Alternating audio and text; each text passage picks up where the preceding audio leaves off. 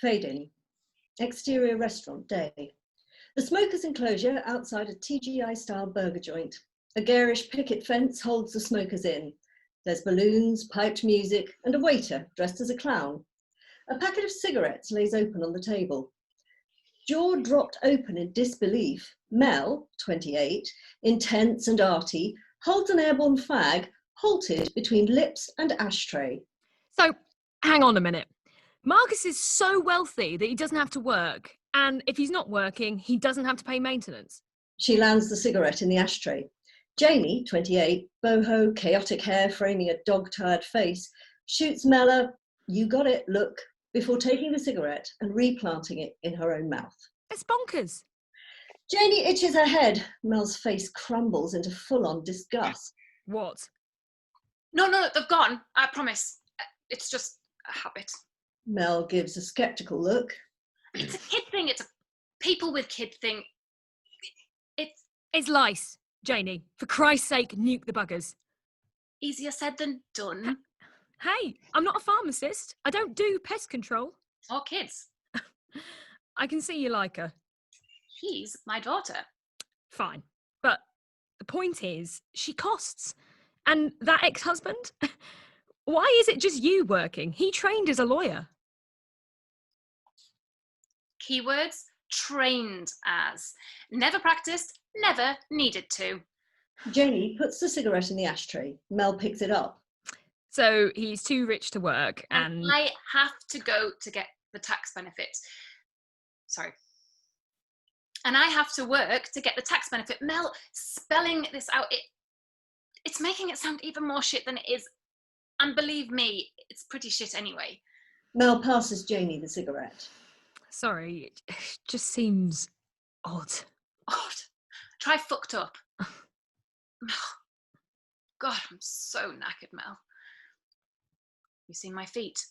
She kicks off her work shoes. She's got blisters. Mel wrinkles her nose. I could have imagined the feet, but thanks. An over-smart woman wearing a man's suit, pearls, and sporting an immaculate geometric bob peers down her nose in disapproval at the two friends. Women like that. It's like you've got to be corporate or crap these days. What happened to the middle ground? Janey tries to put her shoes back on. Oh. You need a job that involves brains, not bunions. Stating the obvious. What about that degree thingy in psychology? Degree thingy, not experience. Got knocked up by that bloody bastard. Mel clocks a family with children close by. Banana?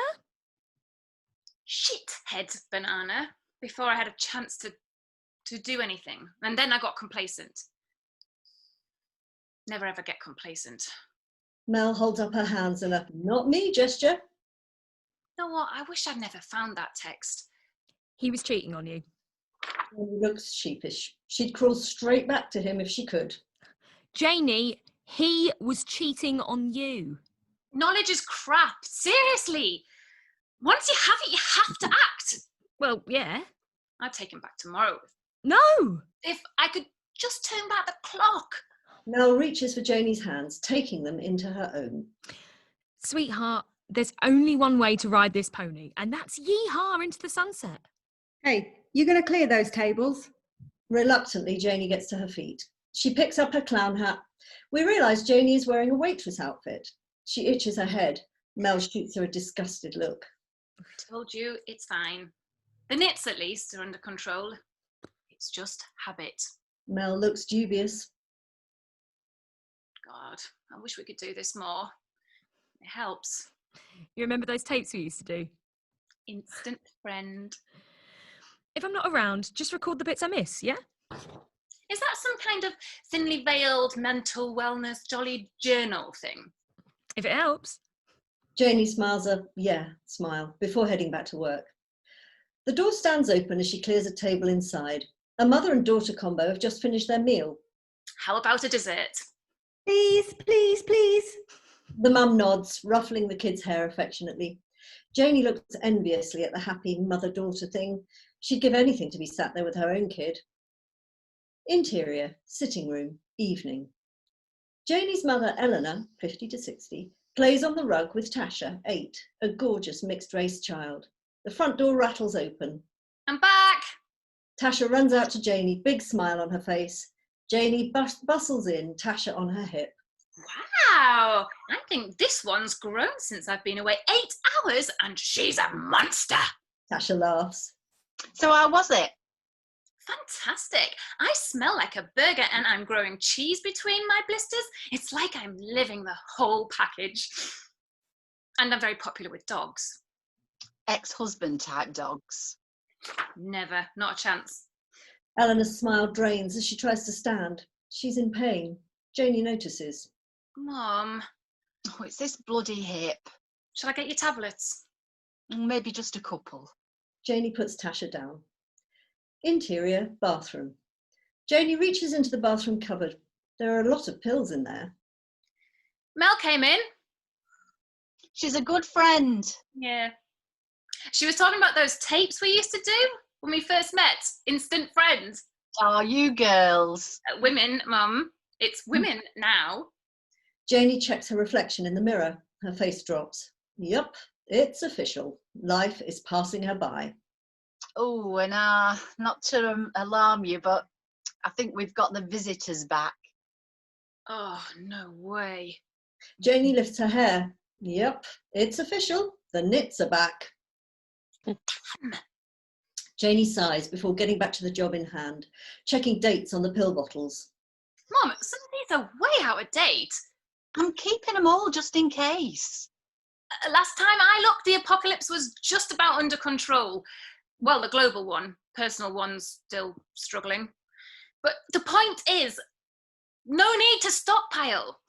Janey flips open the bin. It's full. She picks it up to get it emptied. With her other hand, she goes through the shelves, taking all the out-of-date bottles out and stashing them in her bag. There's nowhere else to put them. You have to look after yourself, Mum. She closes the cabinet and stares at her worn, tired face in the mirror. Good advice. She could do with looking after herself, too.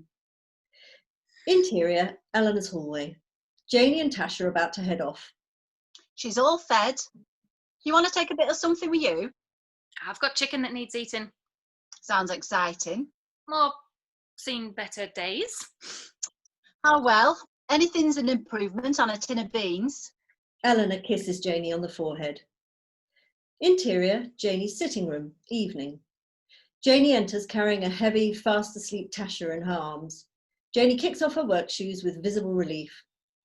Interior, Tasha's room. Janey pulls the sheets up over her sleeping daughter. She does a quick check through Tasha's hair, finds nothing. Janey kisses Tasha's hand before placing it gently inside the sheets. Interior, kitchen. Janey takes the chicken from the fridge. It has to be said it's a shade or two the wrong side of normal. She holds it to her nose and sniffs. Is that cheeseburger smell me or you? She puts the chicken on the side and grabs a tin of beans, then thinks better of it. It'll be fine. She sighs and puts the chicken in the microwave. She takes the pill bottles from her bag, opens each one and empties the pills into the bin before putting the plastic bottles in the recycling. She grabs a bottle of wine and pours a little into a glass. Idly, she opens the useful drawer and flicks through. It's so jam-packed that the drawer is not so much use. Her fingers clutch on a couple of mini cassette tapes. One is labelled Mel, copy 1996. She puts the tape in the reader. Mel's voice comes out of the player. Mel on tape. So, this is for you, Janey, and to our new friendships. It's so you can get to know all my life in a nutshell. Instant friend. So I don't have to keep going back over this. This happened and that happened. Big, boring backstory. So, first off, boyfriends. Or should I do pets? Janey smiles. Fond memories of an easier time. Then an idea hits her. She goes back to the drawer, empties it out. Her eyes focus on a mini cassette tape. It reads, Janey, copy 2001. She slips it into the reader. Janey on tape. Mel, the guy I told you about, Mr. Perfect, his name's Marcus. Marcus the shithead, actually. She rewinds and replays the tape. Mr. Perfect, his name's Marcus. Oh, he's so good looking. It's insane. Janey puts the tape down the waste disposal and switches it on. It makes a crunching noise.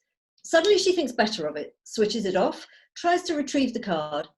She manages to rescue it, accompanied by a lot of old hair, carrot peelings, and half a sock. She looks at the cassette tape, spools it back on.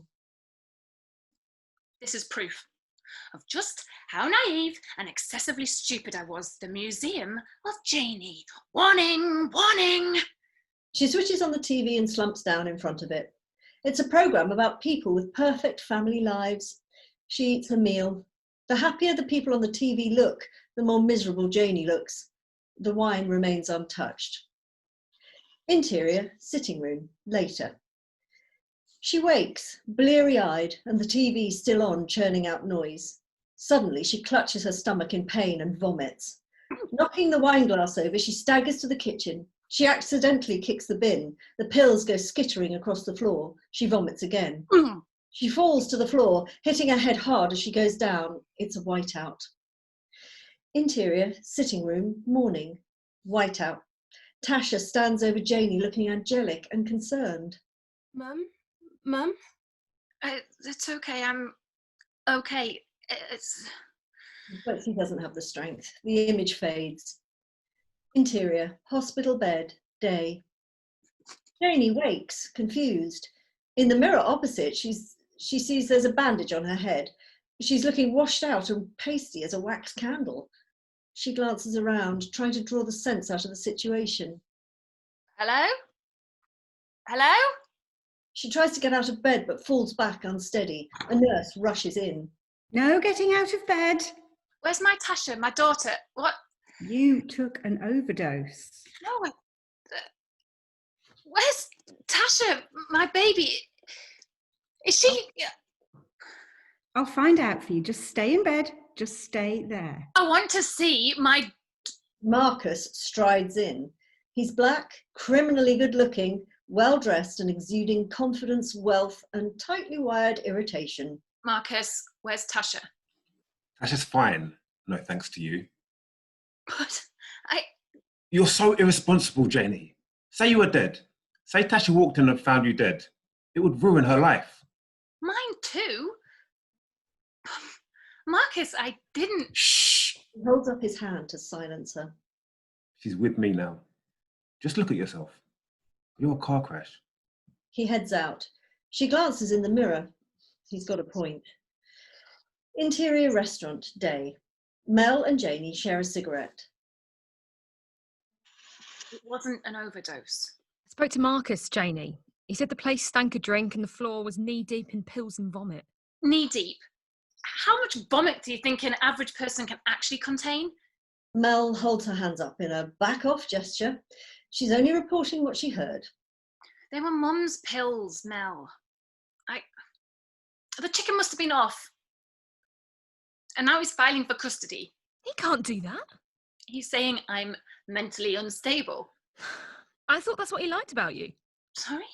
Fun. I mean, he thought you were fun. What? Shit. Stop. Rewind. You're no more mentally unstable than the rest of us. A different clown walks past. I mean, he doesn't even work here. Maybe I need to be more... proper. Oh, for Christ's sake, Janey. You don't need to be proper to be a mum. You just need the vaginal apparatus. I'm not sure I've even got that anymore. Last time I looked, it was most definitely out of action. Doesn't matter. The deed's done. She's not a deed, Mel. She's my daughter. Damn right. And that's why you've got to fight this. With what? My vomit cannon? It's like a water cannon. Yeah. I got it. Mel reaches into her handbag and pulls out a card. It reads, Jones and wife, family law, exploitation expert, Washhouse Lane. Exploitation? It stops you being, I think, exploited. He's good. Untangled some copyright crap for me. This woman said I'd plagiarised her piss flowers. Janey looks blank. Flowers made of piss? Only mine were bronze, for Christ's sake, and hers were... Janey looks confused. Oh, never mind. Well, I've got no money, Mel. Can't even buy my own bloody smokes. Not that I smoke anymore. Only now I am bloody smoking, swearing, vomiting. It's like I'm being 16 again. Well, no appearance of the acne beard, though. Comfort in small things. Mel hands her the cigarette packet, then gets out her checkbook and begins to write a cheque. Mel, you can't do this. Says who? People are paying me bonkers prices for my art. I kid you not. If I was to sneeze now, some art insider would crawl out of the plastic and pay me $1,000 for my mucus, or even the sound of my rumbling snot. Success is... it's mad. A curious thing. Doing well is kind of infectious. Lazy pants easy when it gets going, and doing badly, well, that's... Same, but like a sinkhole? Time to crawl back out. Mel holds out the cheque. Janey looks unsure. Look, it's under the mattress or in the hands of my best mate. Janey nods and accepts the cheque. In truth, she's touched by the gesture. You fight this. Bloody shithead. Exterior, compactor yard, day. Large iron railings. Janey has Jones's card in her hand. She looks up. There are signs all over the high metal gates. Danger, heavy machinery, compacting. There's constant beeping and crashing. A site foreman reverses a lorry in. Is this, He shows the foreman the solicitor's card. There's a god-awful noise of chewing metal from the compactor. Round the... It's corner? He indicates. He nods. She walks off as another load is heard being crunched through heavy machinery. Interior, corridor, day. Janey sits one side of a ridiculously long corridor. There's a door either end. She's outside Jones's door. A sign reads, Mr. Jones, solicitor. Beside the inscription, someone has sharply written the words, and one. Janey looks as good as it gets smart-ish in her tea dress and cardi, but her feet are Doc Martin clad and mud-splattered. Awkwardly, she pushes her boots under her chair. At the very end of the corridor, there's a man sat outside the other door, crying quietly. Mr. Allen, 40. Nervously, Janey looks at him. You okay? No. She looks away, feeling uncomfortable, not sure what to say. An expensively dressed couple, the Johnsons, walk down the corridor towards Janey. The woman is all fur coat, necklaces and fancy rings. Mr. Johnson has Jones's business card in his hand. They're carrying a frostiness between them, which is as big as an iceberg. The door to the solicitors opens. A blonde, stick-thin, hyper-on-empty secretary comes out of Jones's door, Sophia. It's from Mrs. Johnson. Sorry we're late. Not a problem. I'm the wife. Mr. Jones's wife. She points to the business card in Mr. Johnson's hand, and then the Sharpie sign on the door. Jones and wife. Secretary, wife, many hats, just so you know. The Johnsons aren't interested, but Sophia fails to notice. She shows them through the door, pausing to give Janey a snotty up and down and once over. We're running behind. Fine, it's fine. But we'll have to charge you. What? I'm not sure that's... Company policy. Sophia disappears back into her office. Mr. Allen, sitting on his lonesome at the far end of the corridor, lets out a loud sob. Sorry, can I do anything? He cries more. The whole thing is excruciating. Stupid question, I guess. I lost everything, but I'm drawing the line. Janey indicates the door to the office that Alan's sitting outside. Solicitor? He shakes his head. Hide that. This. He looks at the door. When you get tired of pouring good money after bad, this is the answer. The door opens and Judith, a young secretary with intense rabbit in the headlight eyes, appears. Ready to move on, Mr. Allen? You said it. They disappear into the office. Curious, Janey moves down the corridor towards the door. She notices some pamphlets outside and begins to read. Unhappy with your life? Dr. Bryant can fix it. Fast forward to a better place. An FF logo is painted on the door. Janey reaches out her hand. Ready for you. Janey jumps at Sophia's voice.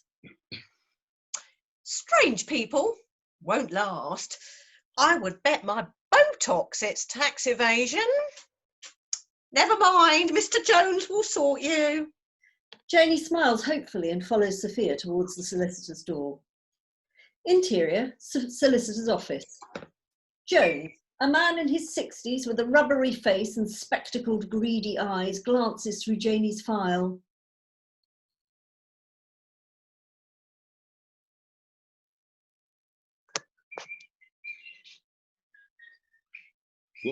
Have to say, it doesn't look good. I didn't take an overdose. But there's the pills, the alcohol. Your daughter was traumatized. She scratches her head. It's not an overdose. It was food poisoning. I'm all right now. I'm fine. In fact, I'm absolutely brilliant. And She's been getting louder and more defensive. They took my daughter away, so it's kind of normal, very normal, that we're both traumatized. Jones gives her a withering look. He so hates that whole poor me thing. Interior restaurant, day. Mel and Janey are back in their smoking pen. But you're the kid's mother. Unfit mither, apparently is the full title. That's just utter crap. The best I can hope for is visiting rights. Every other weekend, if I'm lucky. Mel, I've never had a night away from Tash, not till now, never. You've got to get Jones on your team. I'm not even sure he likes me. Like doesn't come into it. Money talks with these people. She reaches into her bag. Take this. Suddenly, Janey catches sight of Mr. Allen. He's outside, wandering down the street, laughing and joking. Table 4's food is waiting to go out. However much you need, just... Sorry. Janey? Sorry. She looks at the platinum credit card. Take it. Table 4, when you're ready, it's in the kitchen. Can't you do table 4? We're in the middle of life and death here. Honestly. Mel looks irritated. Close enough. Clowns can't carry plates. It's the long shoes. It's against health and safety. Mel, I can't take your money. I can. Space. Please. Look, Janey, I told you they're paying me stupid money for all my art crap. I need to fart and someone wants to buy it. If I can't use the money to help out a best mate, then what's it for? Shithead Marcus is not going to get that kid off you. It's just not happening. Janey gives Mel a big hug. You're the best. Over Mel's shoulder, Janey can still see Mr. Allen laughing like a teenager as he heads down the road. Her phone rings. She reaches for it, glancing at the display. It reads, Mum. Mel gets her things together, ready to leave. Keep fighting. Janey nods and answers the phone. Mum, I've just been... Janey looks puzzled. Sorry? Sorry? Interior, hospital, day. Janey sits beside her comatose mother. Eleanor's in a bad state, battered, bruised and unconscious. Dr. Sauerbutz, an egghead of a man, examines his notes. She must have lost her footing on the pavement. She's been waiting for a hip replacement. Oh, then she was probably wonky. Dodgy hip makes it very difficult on the balancing front. Demonstrates before reining himself in. Janey is not amused. She's been on the list for over a year now. Oh, looks like she just ran right out of time. He puts the sheet over Eleanor's head like she's dead, then, remembering Janey's there, pulls it back. She is going to wake up. The doctor lifts Eleanor's arm and lets it drop back to the bed. Wouldn't go holding your breath. He does exactly that, then glances down at his list. Sorry, are you? Caught out, he starts to breathe again.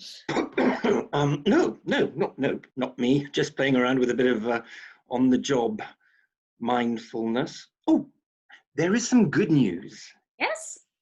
Mrs. Filberts is another hop, skip and a jump closer to hopping, skipping and jumping. Who's Mrs. Filberts? She's on the hip list after your mother. So one door closes, etc., etc. He draws a line through Eleanor's name. Hey, Mum's been waiting for that hip for... Patience is a virtue. Not patience, of course. No. He sneers. He has no love of patience. Patience. Should she wake up, she'll have a little more opportunity to He breathes out karmically. exercise it. Patience. Interior restaurant, evening. Janey's drowning her sorrows. Happy hour glasses are stockpiled in front of her, elephant's graveyard style. We still in happy hour? The barman looks at her wearily. Staff discount? 4 more then. I think it was Long Island iced teas, but anything you've got in the mixers would be... Maybe you've had enough. Oh, I've had enough. Up to here, I've had... Crash! She falls off her stool. Interior, Janey's sitting room, night. The clown enters, staggering, Janey slumped across him. Anyone ever tell you you've got a lovely smile? He looks genuinely touched. Wow, really? Do you mean that? She blacks out. He looks disappointed, then lowers her gently onto the sofa. You okay? He glances around at the sad little room. You be all right? Is there anyone here for you? No answer. Tasha's bedroom standing, the bed empty. The clown looks sadly at Janey, then draws a smiling face on the mirror. Interior, sitting room, morning. Ring, ring! An alarm clock pierces the darkness, loud and persistent. Janey wakes with a start. She hits off the alarm, then grabs her phone to her. It's got a diary entry. Meeting with lawyers. She looks up in horror, her face fitting neatly into the smiling drawing the clown left on the mirror. It's like some big horrible joke, and she's hungover. Interior, meeting room, morning. So, sometimes we can mediate. Jones is talking to Marcus. Janey stumbles in. Sorry. A more agreeable settlement without going to court. She nods and fumbles with her bag. She's all thumbs. The bag falls to the floor. The cigarettes tumble out. Marcus looks at them in disgust. I don't in front of Tasha. Well, not... It's on your breath. You never heard of secondary exposure through kissing? Sorry? Sorry. Marcus sniffs. His eyes narrow. Janey, are you drunk? I do not believe it. She's drunk. No, yes, I probably... Well, maybe. How long do Long Island iced teas stay in your system? She glances at her watch. Marcus stands. We're done here. He storms out. Jones collects his papers. Fuck! That was a total waste of time. Not ours, you're on the clock. Come to my office tomorrow at 11. We can see if we can salvage something and fix the whole image thing. You want to be taken seriously, dress seriously. Be smart. Dress smart. She looks down at her robbing a bank. No need for us to rob banks. See you tomorrow. Interior, corridor, morning. Janey sits in her smart suit and pinch-tight work shoes. Sophia walks past. He won't keep you long. Well, he might, but, you know. The Johnsons walk once again down the long corridor. They're looking less wealthy. The fancy coat, the rings, the necklaces, it's all gone. They go through the door to Jones's office. I do love my job. She disappears behind the door. Janey sits there looking miserable. Suddenly, from the other end of the corridor, she hears laughter. A door opens. A happy-looking woman comes out.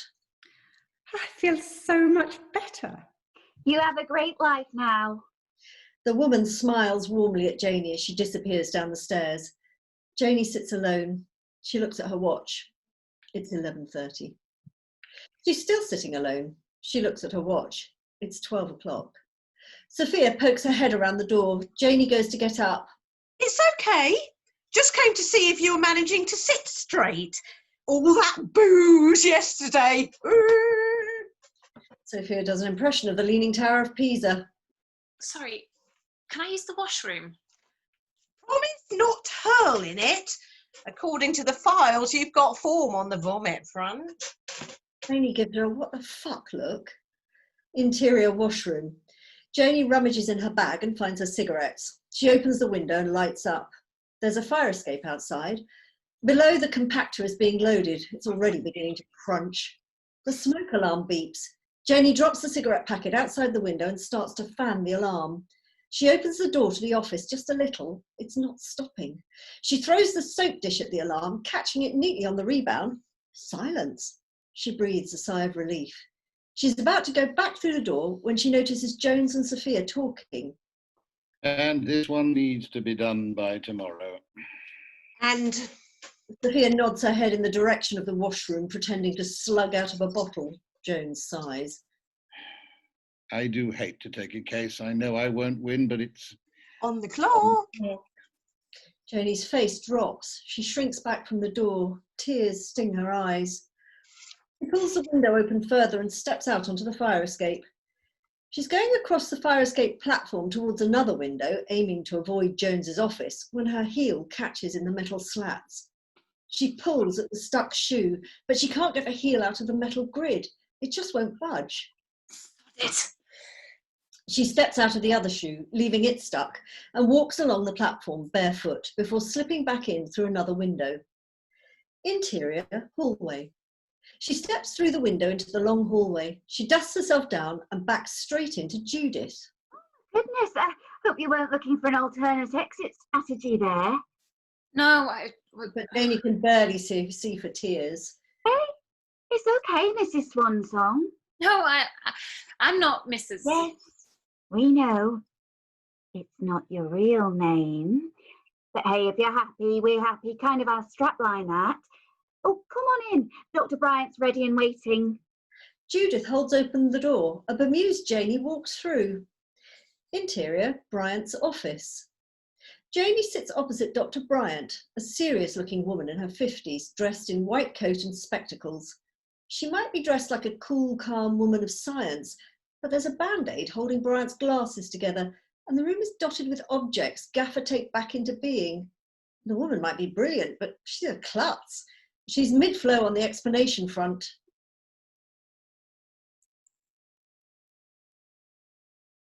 Oh, I think she's on mute. Can't hear you, Dr. Bryant. Speak Sorry, up. love. Try again. It's like video recording. You don't want to watch the gory bits, so what do?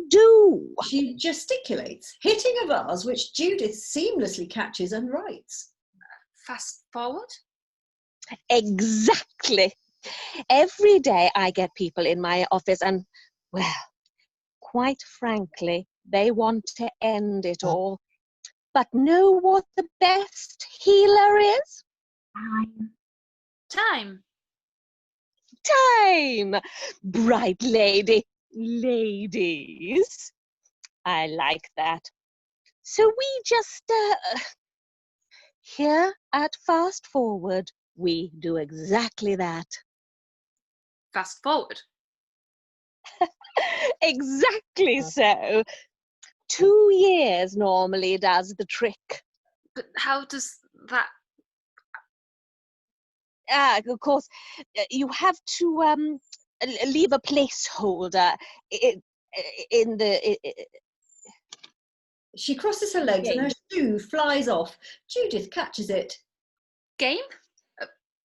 Life. Somebody needs to be running the show for you. So we kind of bubble wrap the emotions. For 2 years, you will feel nothing but happiness. Then we bring you back slowly. I'm not sure I really... Understand?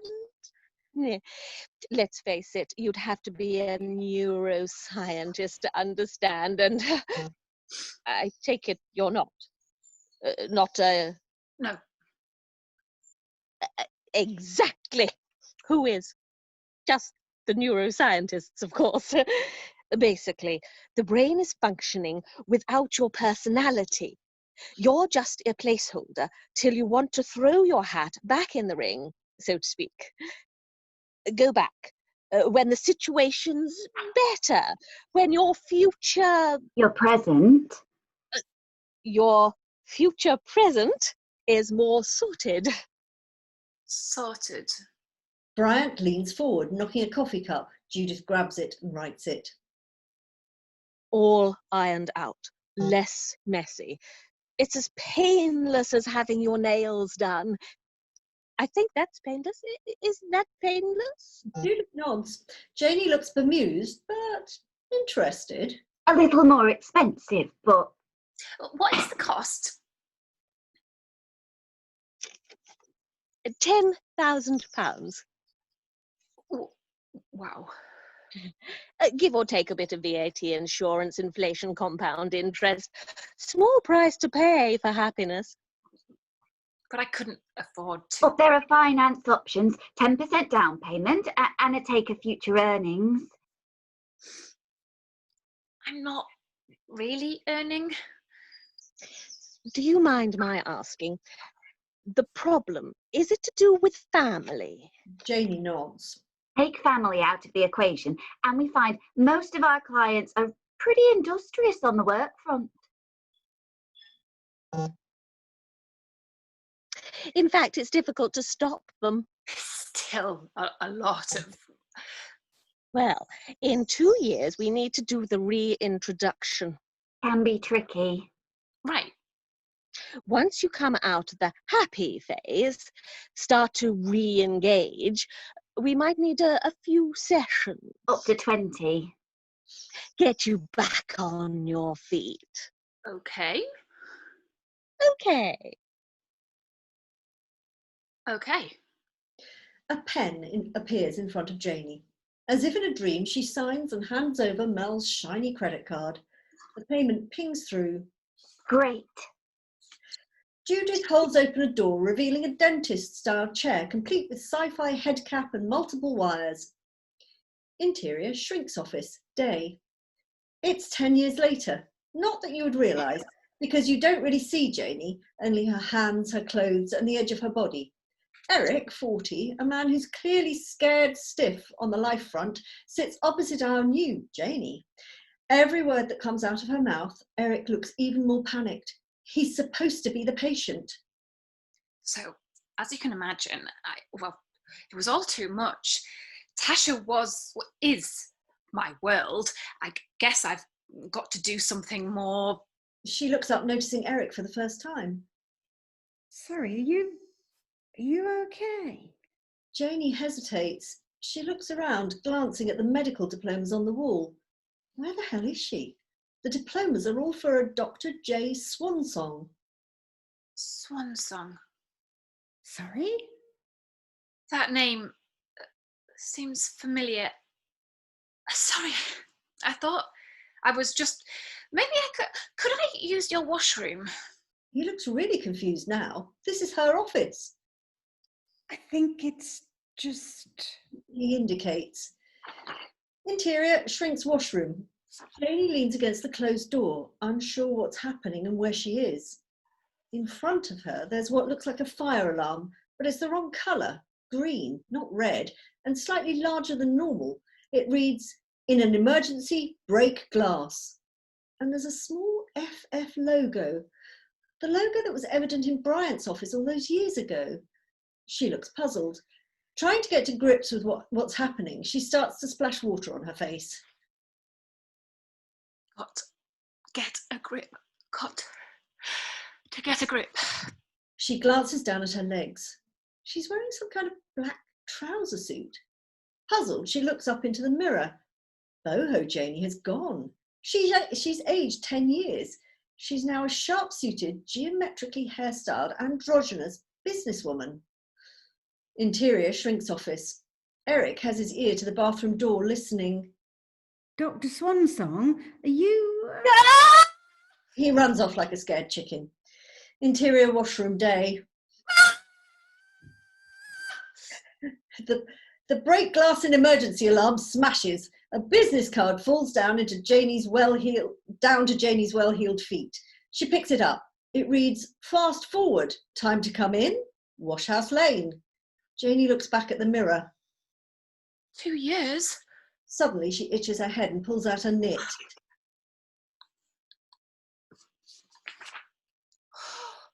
You have got to be kidding me. Exterior street. Janey is in the street. She's trying to get a taxi. There are other people that look kind of like her. Androgynous, black-suited, hard-faced. A taxi stops. Jane lunges towards it, pushing a woman in a ditzy tea dress flying. Oh, I'm sorry, I'm not normally so... The woman looks irritated. You people, you're all the same. Janey's surprised at how pushy she's being, but jumps into the taxi and slams the door anyway. Sorry, I'm not normally... The tea dress lady pulls herself up off the floor, smoke practically pouring out of her ears. Janey shrinks back in her seat. Drive! Washhouse Lane. Interior corridor, Washhouse Lane. Janey walks down that long corridor. It all looks unloved and forgotten now. There's a sign in the door at the end. As she gets closer, she realises it's to let. She tries the handle and pushes open the door. The place is covered in dust. They vacated years ago. Janey jumps. Sophia standing right up close and over the shoulder. Even more odd, the woman has aged 10 years. I know you. Yes, I came here. I just cannot believe this.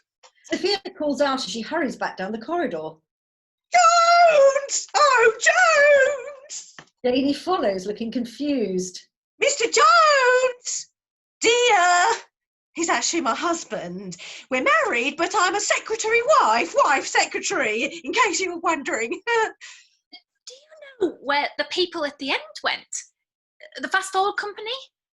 Mr. Jones! Jones appears at his office door. Just look who it is! Suddenly, his face lights up in recognition. Well, I have to say, this is a... If my bill's still outstanding, I think I can explain. The book! The book! Sophia dives into the office. Well, what a surprise and a pleasure. Sophia appears once again with a large book. Do you mind just signing? Confused, Janey looks down at the book. There's a picture of a woman who looks suspiciously like her on the jacket cover. The title reads, Nothing and Nobody.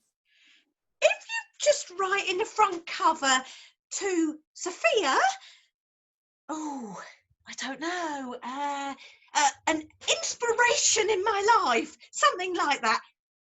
Inspiration. She's liking the sound of that. Janey opens the book. Confused, she signs it Janey Ripley. Sophia doesn't notice, but Jones does. He looks puzzled. They retreat back into their office. Isn't that amazing? Wait till I tell, well, everyone. The door closes, leaving Janey alone and bemused. Interior, Shrink's office, afternoon. The same office Janey found herself in earlier. The door to the office stands open. Claudio, 30, flamboyant dresser, sits behind a ludicrously large reception desk.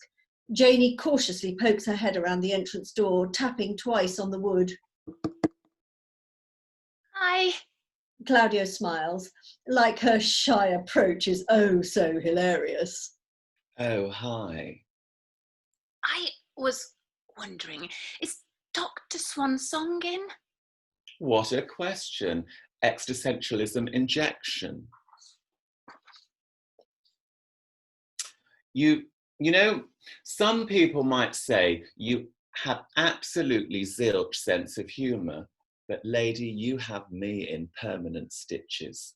Janey looks confused. Is Dr. Swanson in? He laughs. Love it. Back to business. I had to cancel all your appointments. Eric, Mr. Patterson, your last client, he was so freaked out. I think you probably added another 5 years to his therapy plan, which I suppose is a good thing. But strictly ethical, court of law, stand up. Maybe not. Do I know you? Of course not. I am an enigma, wrapped inside a mystery or something, and some such. Have I been drinking? You drink? Do I know you? She feels around the inside of her mouth like she's trying to extract the last ghosts of alcohol. I don't drink. Bingo! And She takes a deep breath. my God, my lungs. There's so much room in there. It's like a Guatemalan bat cave. I don't smoke. Claudio looks confused. Okay, now you're losing me.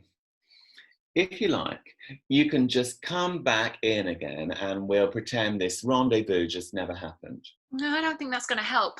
Suddenly, Claudio's eyes light up. Oh my God. It's the idea, isn't it? The big one, the next book. Sit, sit, sit. He grabs a chair and scoots her into it. They all said you were a one-trick book deal. But I always known you, Julia, are an Alexandrian library. Now, tell Claudia all. Tell Claudia all. What? Pause. And that's your pitch? He feels her forehead. Not hot. Sorry. You called me Julia? Yeah. Why? And how do I know you? He looks puzzled. Is this... I like supposed to be pitching for my own job here. Wow, you really are a ruthless lady. Okay. Okay, I can do this. I have worked for you. Sorry, third person. Claudio has worked for Julia for 6 years as her PA. My name, full name? What do you call me? Oh, stop. That one is too easy. I just told you in the third person thingy. Julia Swansong. Swansong. She looks once more at the certificates all over the wall. Medical degrees. They've all got Swansong's name on them. No, I don't think I am. But I think I've heard of her. I think I've heard of her. Sorry. Julia, you're a household name, nothing and nobody. Don't tell me you have imposter syndrome. My God, you of all people. Sorry? He points to a stack of books. That's all, Julia. Self-help for the selfish. What about Janey Ripley? Is she a client? No, she's... Hang on a minute. You work for me? Absolutely. Can you find her? Janey Ripley. Her address was... Janey leans over the desk as Claudio starts to type the search into a massive screen. Exterior graveyard, day. It's raining. Janey stands in front of a grave. It has Janey's name on and the date she died, February the 12th, 2009. 10 years ago today. That can't be. I'd say... Taps the stone. It's pretty concrete, or maybe granite. You get the point. Interior car. It's still raining. Claudio drives. Janey sits in the back in silence. Not the most of salubrious area. Person like you, this side of town, maybe not one of your best ideas. He locks the doors. I don't understand. They stop at the traffic lights. There's a rundown art gallery outside the car window. Think maybe hot bath, aspirin. Suddenly he looks behind him. She's gone. She's on the street, standing outside the gallery window, staring inside. Hey, Miss Swansong. Julia. I've been there. In front of her is a giant picture of the fire escape outside the solicitor's office. On top of the metal grid is a pair of shoes, just like the smart office shoes she left behind. Interior gallery. The gallery is a mess. We're in struggling artist territory. Janey walks around the exhibits confused. There are lots of sculptures. All of them depict portions of a woman being squashed. Every one of the women has some quality about them. The nose, the eyes, the hair that looks a little like the old Janey. There's a crushed and empty packet of cigarettes standing isolated on a plinth as if it's being exhibited. It's the same brand as Janey left on the fire escape 10 years earlier. There's another picture of the fire escape, a beautiful black and white photo, court shoes trapped in the metal grid, an empty packet of smokes close to the shoes. That one's not for sale. Janey turns sharply. Mel stands behind her, eyes concealed by wide, dark glasses. She's no longer arty and smart. She's aging badly and looks like she's had more than her share of hard times. But the suit she wears is a little like a cheap, faded version of the one Janey is in. Shit. Mel? What? Mel's completely thrown off track. Yeah, but, sorry, you remind me of someone I used to know. I thought you had a big gallery over on the South Bank. Different lifetime. A fan? South Bank. That was a while back. What happened to the body excretion market? Bottom dropped out of it. The excretion market turned out to be less fluid than expected. But, hey, I really do know you. Janey's face lights up. Yes! Julia Swansong. No! Sorry, doctor. Should have remembered the doctor bit. No, it's... Shit. I mean, man, you influenced my life. Nothing and nobody. Is that right? Should have got that years ago. Yeah, really should have seen that one coming. Could do with a good deal of some in my early plaster cast resins, if that's your thing. Could do you a good... Sorry, I'll do it again. Could do you a good deal on some of my early plaster cast resins, if that's your thing. No, thanks. I'm... God, it feels like... You ever get this? You meet someone for the first time and it's like... It feels like you've known them forever. Yeah. Mel stifles a sniff. Embarrassed, she wanders off into the gallery. Janey glances around her. What do all these mean? Sorry, I mean, I know art doesn't need to mean... Well, sadly, mine does. My best friend, well, it was tragic. She... Suicide. No, she didn't. She wouldn't. Yeah, but she did. No, She did. But... Seriously, she did. She was having a hard time. The world against her, sure, blah, blah, that kind of thing. 10 years ago today. Shit. Yeah. About the size of it. Massive turd, actually. Suddenly a picture catches Janey's eye. It's different from the others. The glassy rinds of microcassettes poking out. And then these, what are these? Oh, mini cassettes. We had this thing, me and my friend, the one who committed suicide, because we only met each other in our, like, I don't know, teens. So we had a dictaphone things, and we did these friend fill-in catch-up tapes. All the things we missed out on. Backstory, pets, boys, haircuts, phobias, nightmares. Nightmares was a good stream. Wow. Those things can be so messed up. But, yeah, we did catch-up tapes on everything that made us, you know. Yeah, I know. 10 years. Might as well jump with her. Jumped? There was a compactor underneath the solicitor's office. Oh. Yeah. Should have followed her down, because, in a way, I did. I just can't move forward. Her mother too, we both just stopped. Mother? Eleanor Ripley's still alive? You know Eleanor? Yes, we're related. That's it, the whole... Mel draws her hand over her face. You've got the look. Where is she now? Eleanor? Mel starts writing on a pad. Give her my love. Janey glances at the paper, but we don't see what's written there. Mel turns to go, then stops and turns back. Dr. Swansong, know what?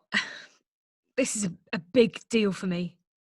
I've got this feeling that this is meant to be. Supper. Do you do that? Would you... Could we meet sometime? I love that. Janey folds the paper, then puts it in her pocket and walks out. Interior, hospital bed.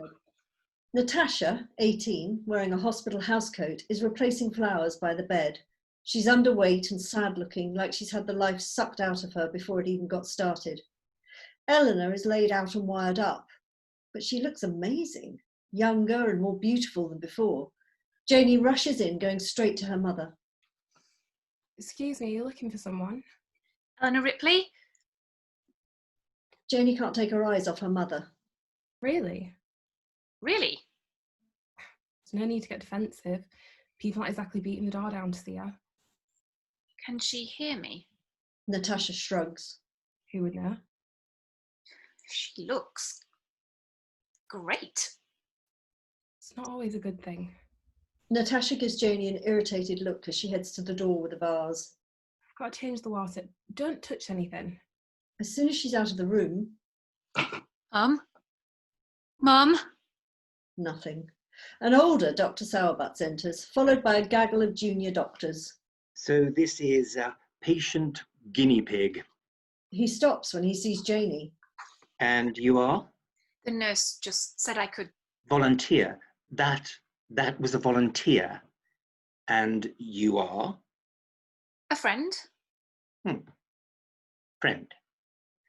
How's that working out for you? They stare at the inert Eleanor. Haven't we met? Well, actually... Nothing and nobody. Now, there's a book. So I hear. Not on the curriculum, though. More's the pity. Right, well, as you can see, this woman... He points to Eleanor. ...is still most definitely in a coma. Not a doubt about it. You can tell because she's lying very still and she doesn't say much. Meanwhile, we've been tinkering around with new hips, little rhinoplasty and a boob job. The local hairdressers have their head and shoulders every other Tuesday. Helps to get the newbies to get their city and guilds. This is a demi-perm with a subtle balayage. Sorry. All in the interest of medical science, etc., etc. But you can't do that. Hospital rule numero uno, don't irritate the doctor. But isn't it unusual to keep someone in a coma this long? Natasha comes back in carrying the flowers. It's all to do with some kind of double helix of a loophole on her daughter's insurance. Daughters? My mother's insurance. Your mother? Janey suddenly realises who Natasha is. Her jaw hits the floor. The mother and the daughter, one and the same person, signed some forms the day before she... Draws a finger across his throat. She didn't slit her throat. She got compacted. Natasha? Natasha gives Janey a "who the fuck are you" look. But you're so big. Natasha looks distraught. I was blurting. I skipped breakfast and lunch. Fuck, what am I supposed to do? No, I meant tall. Don't try to save yourself. You've not been saved. What are you, Fat Watch? You know, I can get you both banned from this ward. This is my grandmother. My mother's insurance is paying for her to be kept alive, so you can rebuild her. Okay, so the hair looks good. But the rest? She was fine just the way she was. Upset, Natasha runs out. Interior, car. Janey gets in. All done. Janey nods sadly. So you're going to let me in on this one? I mean, I like surprises, but... I don't like surprises. Not even Christmas? Maybe Christmas, but that's not what we're talking about here. Or when someone you haven't seen for years turns up on your doorstep with flowers, chocolates, and your favourite perfume, and 2 tickets to see the Rolling Stones. Are you still touring? Surprise. Different thing. Okay, So home. I have a home? Claudio laughs. Have a home. Comedian. Sometimes it's like you're a one-woman entertainment channel. Interior, beautiful house. The house is incredible, but modern and impersonal. It could be a hotel. I don't recognise anything here. Duh. It's new. You took possession yesterday. Didn't want to see it before you moved in. Very specific. February the 13th. Hey, same date as on that grave, Julia Rigby. Janey Ripley. He holds up the keys. Ta. Duh. Fully furnished, everything new, just like you asked. Apart from, He slides open a drawer. you know, your note things. She peers in. Her old dictaphone is there, along with loads of mini cassette tapes. Janey's eyes light up. She runs her fingers over the spines. They're all dated. Her story is here. The house. It's pretty big for one. Claudio glances around at the house. I mean, you could easily get lost in here. Easy peasy as lemon squeezy.